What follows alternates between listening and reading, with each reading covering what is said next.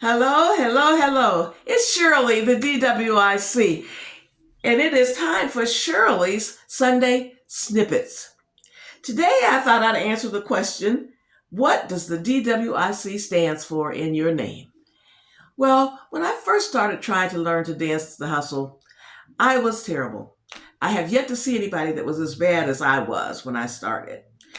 Typically, no rhythm, two left feet, all of that applied to me. Now, I don't know why or how I decided to just go ahead and learn, but I did. It took a lot of time, a lot of perseverance. I've told the story several times. In fact, I might even write an ebook on the story. But I did finally learn, and I did come up with a method to help other people to learn. And I would ask people to come to class with me, and they would say, "Girl, I can't dance. I don't have any rhythm. I've got two left feet. I can't go."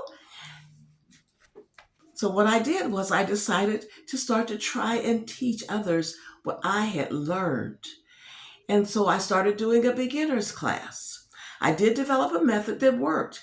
Particular steps done in a sequence will work if you do them. And you have to be persistent. You have to think that you can learn. But what I also learned is that you have to do what you can do. Sometimes it's one step, sometimes it's two. It doesn't matter. You do what you can do.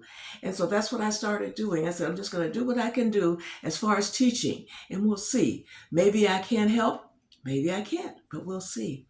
But it was a life lesson for me, learning to dance the hustle. And finally, I just learned that, and I came up with a poem for what I learned, and that is that whatever your goal, whatever your plan, you will succeed if you put God first and do what you can.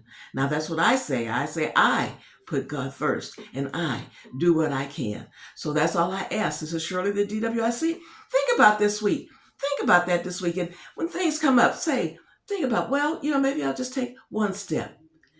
This is Shirley, the DWIC. Take care. Have a wonderful week. See you next Sunday. Bye-bye.